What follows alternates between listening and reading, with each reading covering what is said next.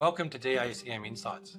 This is a podcast where we bring interesting institutional grade crypto projects to institutional investors to hear about the exciting things happening in Web3.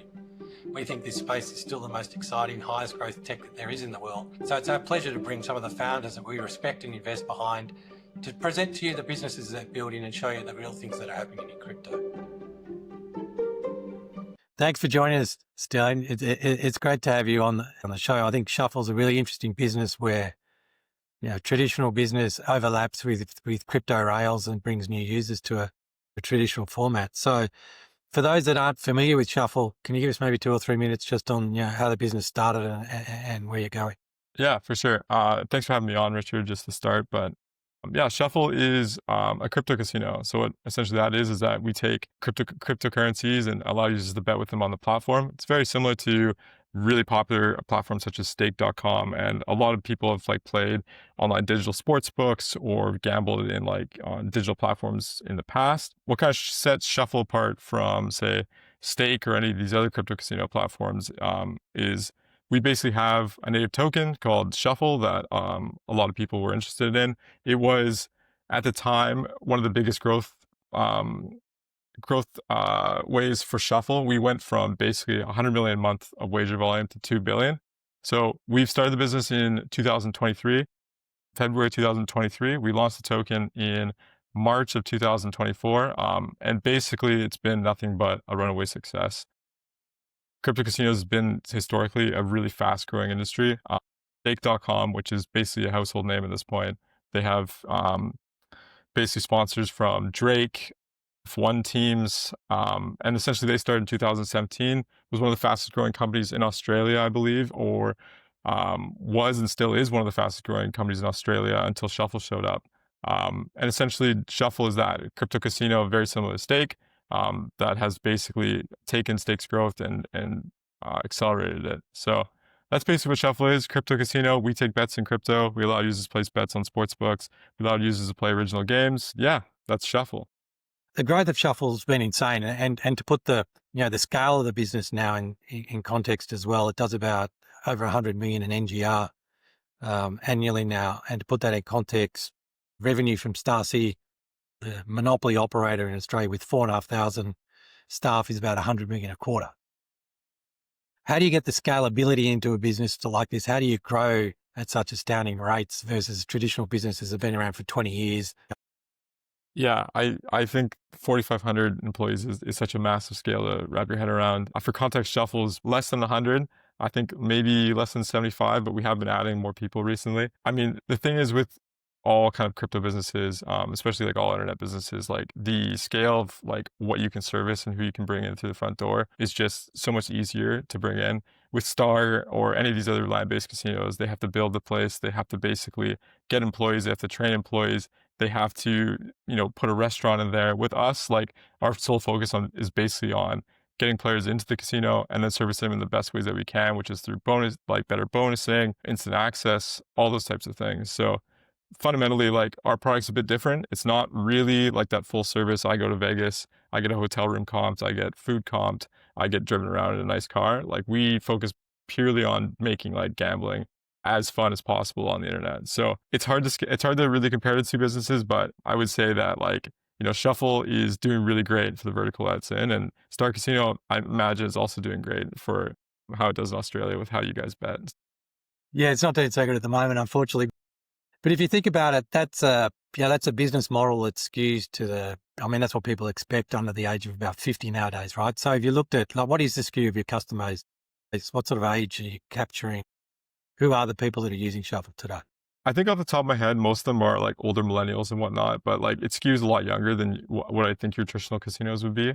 It's very much so the internet age. So we take players really from all over the internet. So it roughly scales to who's on the internet, which is mostly millennials, the 40s, and we get a lot of younger players as well. But it actually, for a crypto business, it probably scales a little bit older, and for a casino business, it scales quite a bit younger. I think you mentioned the token before and how the token was an interesting, one of the things you've done that I think is really cool, the return value to it through the lottery. I think that's a really novel, really smart approach. One that's really interesting that helps build a big product that we'll talk about later on. But Can you just walk us through how that works, how you came up with that, how you think that positions the users? Yeah, for sure. Shuffle the token's kind of been like a big evolution for the business and kind of like the casino industry in general. Like when we first started thinking about the token, it was kind of like 6 to 7 months into Shuffle's launch. It was not really a plan. We were like, okay, we're going to build this business as like a token first, so we're going to make this thing really, really part of the initial go-to-market plan. It was something that we decided that, hey, this is something that is going to be a massive, massive value. We don't think that any of the other casinos that we were competing against would be able to do it as well as we could. So our competitors like Stake or Rootbet were already pretty well established. They didn't really need to do a token to kind of get their growth. So we basically came from the point of view of, let's try something here that's a bit different. Let's go and look at what other like crypto kind of businesses have used to kind of grow their business in the past. So when we were designing the token, we took a long look at like how NFT marketplaces evolved. So NFT marketplaces, you had OpenSea first start up, which was basically like they just had the best product, but they had no token. They got all the first amount of users, but they really didn't keep any of them. That evolved into LooksRare, which launched a token as well. But again, like they just didn't have the greatest product. And then it eventually ended up with Blur, which was the ultimate like end goal for basically all of NFT trading for like, anything. Everything was basically going to Blur. So basically we took that formula where it was like, if we can create something that is kind of like the Blur token, something that can reward our users, something that can bring people from Stake, Rootbet, Rollbit over, like that's what we want to execute on. And then basically we launched a token with similar tokenomics to a lot of things these days. So the most obvious ones are pump and hype, which was, we basically just did a buyback and burn. So when we initially started that as a business, we were quite a bit smaller than we are now. We were very, very small in comparison to now. So every time we did the buyback, we were kind of wondering why we're spending that cash on buying back the token and not really putting it back into the product. And that was like a thing we kind of contemplated on quite early into the buyback program, where it was like, this is not getting the results we want. This is not something we really think is going to be the most effective for growing the business. So we kind of went back into our heads here and thought about what we can do to kind of bring it back to the products. We started scoping out like a lottery. Lotteries are kind of weird in crypto, where they've been talked about for ages. Like I think I've been in crypto since 2017. I think they're talking about like ETH on-chain lotteries in 2017 even. Pool Together was live in 2018, 2019. Megapot is live now. That's an on-chain lottery, but none of them have really done lotteries, I would say, correctly, or lotteries in the most fun way possible. So we kind of figured, let's give a stab at a lottery. Let's give a stab at a new type of lottery format, which to us is a staking lottery. So essentially what happens is you stake Shuffle on our platform. Every week we add money to a Powerball style jackpot. So right now the jackpot's at $2 million. We recently just added 1.2 million, which is the biggest add we've ever had. And basically, if you stake Shuffle on the platform, you get a free entry into the lottery. So every week that you're staked, you get a free entry into the lottery, and that gives you USDC rewards. So it's not something that's been done before. It's not something that like had any kind of like things we could kind of scope it against. But we knew we wanted to try a new category. We knew we wanted to bring kind of like the token back on platform and be able to like show it to our core audience, which are mostly crypto gamblers. So from that point of view, it's been really great.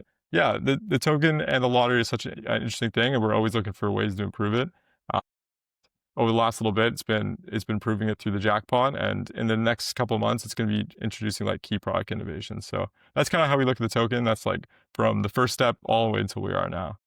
I mean, the lottery concept, marrying that up with crypto payments and the rails you've already built, seems super exciting to me. I mean, you've spoken about in the past, when Shuffle's spoken about creating, the internet Powerball effectively. And to me, lotteries is just such an ageless product that doesn't feel like it should. It feels like it should just work, right? No matter what format you put it in. The concept of a bunch of people pulling a bunch of money together to give it to one winner doesn't seem to be a business model that's going to change based on, the rails you use or the delivery.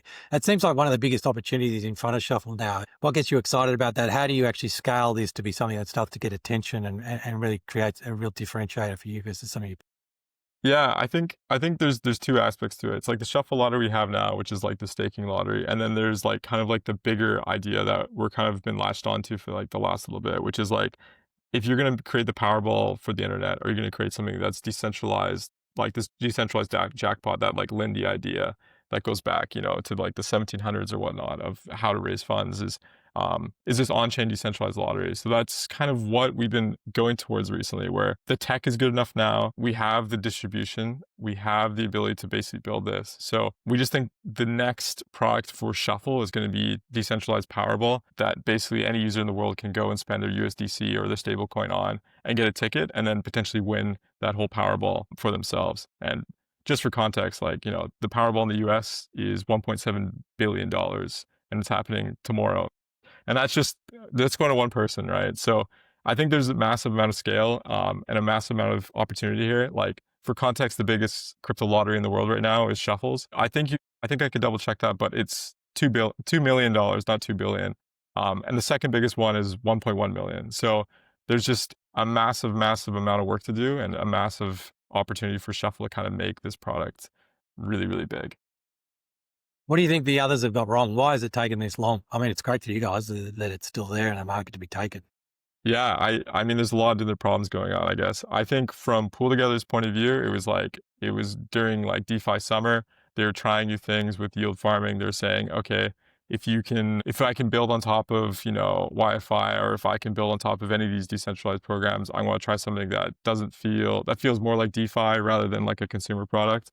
So that was their failing. I mean, they're still around now, and I think they still have TVL, but it's not like a massive consumer product. From Megapod's point of view, it's a bit different. They basically source their jackpot from other users on the internet, so decentralized. They basically allow you to LP in the jackpot. So what that means is that your jackpot capital is not very sticky. So it's like, instead of growing from 1 million to 10 million each draw, they grow from 1 million to $1 million and $10, depending on how much LP capital they get. So it just doesn't get people excited. And on top of that, it's very hard. Like with jackpots and Powerballs and Mega Millions and stuff like that, there's still players winning small amounts or even big amounts in between the Powerball. So it's like, if second prize on Mega Millions is still $100,000. Second prize on Shuffle.com is $170,000. Like, you still need those small prizes to basically grow and keep people playing. So basically, no one's got that right. No one's made it as simple as it needs to be. Everyone's kind of midwitted it to some extent and built a crypto product and not really a lottery, or they built something that looks cool, or it looks cool to crypto people, but is not really a lottery. So I think with us, it's like Shuffle is like the perfect intertwinedness of crypto people and casino people, and they can kind of get this product right on the first go, rather than what's been kind of out there right now with Megapod and Pool Together. So that opportunity is massive, and I just think we are going to be the ones that take it. And if you think it through, I guess you're talking about products launched a number of years ago where stablecoin supply was a small fraction of what it is today. Are they the kind of the key? Is that what grows your addressable market, bringing more people to crypto, more people with stablecoins in their wallets, more people just with general ability to send crypto to you using a wallet they've got on their phone? Yeah, I think that's a massive hurdle as well back in the day. Like, the only people that were using crypto in 2019 were people that had it hooked up to their desktop and were farming these types of protocols. Where nowadays, like, lots of crypto users only trade through phones. They only use Phantom. They only use Robinhood. They only use, like, basically these mobile apps like Pump Fun. It's just a lot easier to access people. Like you said, with stablecoins as well. It's just like there's a lot more supply out there. It's a lot easier and more digestible to spend money using stablecoins than it was 5 years ago. And I just think, like, basically, like, the opportunity is super ripe to get people on chain with something that has product market fit, which is, gambling. Like I said, like, Shuffle has product market fit. It has users that want to use crypto. It has users that want to spend money. So basically, if you have any type of meaningful jackpot online, permissionless, accessible with anyone with crypto, it should get flows. It should be able to find product market fit, because imagine you're selling a ticket to someone in Nigeria that's got, $5 of USDC on a Phantom phone. Like, if they have the opportunity to win, 5 million, 10 million, 25 million, that's an amazing thing for them. So I would say, like, all these accessibility rails have made it super, super easy to basically get this product to market. And on top of that, like, the chains now are just so much better. Like, I think just things like Solana, things like Base have really, really made it easier for builders to kind of make these on-chain apps work. So that's kind of what's got us excited. It's like, we have the know-how to build these things, and finally, like, the chains and the infrastructure and, stable coins have basically caught up and, like, allowed us to do this. It kind of helps that the Treasury Secretary of the US wants to 10x stablecoin supply over the next decade as well. Yeah, that too. Help from a pretty unexpected angle. I Yeah. think talking about government and regulation, you do work at a pretty interesting intersection between gambling and crypto. I mean, there's a lot of challenges that come out of that. What are the key ones that you kind of faced, and how does the industry address them and move on? Yeah, I would say like from the government challenges point of view, I wouldn't say we've had tons of challenges there. I think most of like with any business, actually the biggest challenge is your competitors. So with us, like it's the switching costs for a casino are incredibly low. It's like every other thing in crypto, right? If I want to try out stake, I can just take my money from Shuffle and I can deposit on stake. If I can just take my money from stake, if I don't like them, I can just try Rollbit. If I don't like Rollbit, I can come back to Shuffle.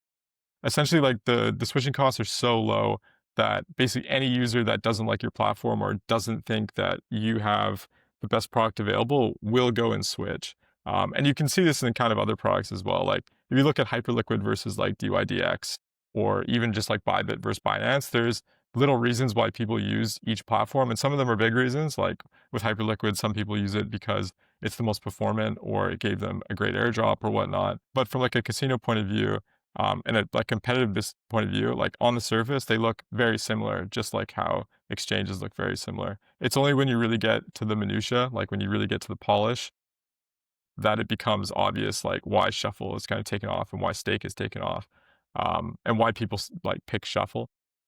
So I would say like regulatory and regulatory point of view hasn't really been the biggest struggle for us. It's really mostly been about how do we get the product right and how do we take users from the rest of our industry. Yeah, that's kind of how we look at it. And if we look back at lotteries, just to go back to this potential scale there, you talked about Powerball, I think it's $1.7 billion. Where can a crypto lottery get to? Where's your goal? Yeah, I mean, I think it's like if you look at like I think Aave is now like if you rank it by deposits, like it's like the 100th biggest bank in the world or whatnot. I think it's like pretty equivalent, like the opportunity there. It's like Aave's probably reached about every crypto user that's ever touched USDC or has ever interacted in DeFi. Like people have always like basically used it. It's basically hit like the TAM it's possible at for crypto. So I just think that opportunity is very similar to like to lotteries, where essentially it's like you can basically get to the point where you're one of the biggest lotteries in the world. I don't know if you can get to the point of, say, a Powerball within 6 months, but you can definitely like make a dent in the world, especially with all the new tech that comes out. So I think the opportunity is massive, and the innovations that kind of come from it being on chain are kind of unspoken for too. Like if you have $1 billion jackpot and all of a sudden you can stick $1 billion in Aave to basically lend out, that's more yield that goes into the jackpot. And that's a bigger growing jackpot. So it just becomes more of a snowball compared to traditional lotteries. So it's just like a giant advantage if you can get a lottery taken off in crypto and be able to scale it effectively. So yeah, it's a big opportunity. Yeah, because I mean, the barriers are so low, right, that I wouldn't even know how to get it. I'm sure I can, but buying a ticket in the US lottery would be extremely hard for anyone in Yeah, most jurisdictions, right? So for sure. if you look at other markets that are sort of taking off that are around the periphery, similar to what you do, prediction markets has obviously been a product that's kind of come out of nowhere and found a pretty good product market fit for crypto. How do you think about that, and how does that fit in with your business as you kind of look forward? We've kind of looked at prediction markets in the past as like not like I wouldn't say like equivalent to our sports book, but like I just think predictions markets, like the things that Polymarket has built specifically, Kalshi is a bit different where it's not really crypto, but it is crypto. Polymarket especially where it is permissionless, like it can take bets from any user now, even US users as they just got, is super interesting, especially if they find more ways to make it more liquid. I mean, the issue with prediction markets has always been liquidity. And then on top of that, like you can't do like the most fun bets that all users on Shuffle want to do, which are parlays and multis. So basically, I think prediction markets are kind of like not a competing product to sportsbooks just because they can't really offer those kind of equivalent products yet. But I think what Polymarket has shown is that like you can create a decentralized betting or gambling or jackpot product if you just take little tweaks and little innovations from earlier crypto and apply them. With us, it'd be basically like we can basically take the UX of Polymarket, which is like I don't need a wallet to sign up. I can wire in a bank and it shows up. I can bet on anything. I can withdraw my LP. I can basically do all these crypto things with it. and basically sign up from anywhere and apply it to new categories like such as lotteries. So I think like prediction markets are cool. It's not something that shuffles like we really want to do this, but there's definitely a lot of learnings for like how a decentralized product should work in poly market and other prediction markets. The runway you've got around lotteries, just other changes you can make to them or growth through the platform, where's the team's head at it in 2 to 3 years for Shuffle? What are you aiming for? How big do you want this business to be? In a perfect world, where we have a chat in 3 years' time, what is Shuffle? Where is it? Where does it sit?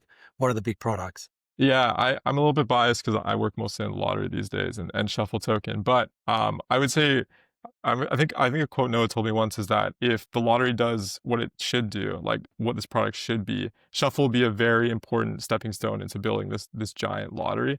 And Shuffle.com will be known for basically being where this thing started off as. So in 2-3 years' time, we want to be like that kind of Aave for lotteries online. We want to be the biggest on-chain Powerball. We want to basically be able to see, hey, there's $100 million given away last week online, and it was on basically this lottery product. And then from Shuffle's point of view, we want to be number one, number two. We want to be right next to Stake. So we're competing there all the time against Stake, trying to be the number one at the moment, trying to get past number two, which is Roobet. So in 2-3 years' time, Richard, I would say I'd be super happy with you playing the Powerball online, decentralized, connecting your wallet, all that type of stuff. And then from the Shuffle point of view, we just want to be in with the best. So number one or number two with Stake, and still competing with them on everything in crypto casino front wise. That's great, Sterling. Look, thanks for joining us today. We think Shuffle's an incredible business that you guys have built. We're happy investors in the token, and you've just delivered on all the things we've spoken about over the last few years. I think the runway in front of the business is super exciting, and look forward to talking to you in 2 to 3 years to see where we've got to. Yeah, thank you so much, Richard. Thanks for having me. Cheers. Thanks everyone for listening to DACM Insights. If you found this interesting, please sign up to receive our weekly newsletter, and there'll be more of these coming as we look to introduce more projects that we find interesting across the crypto space to all of you.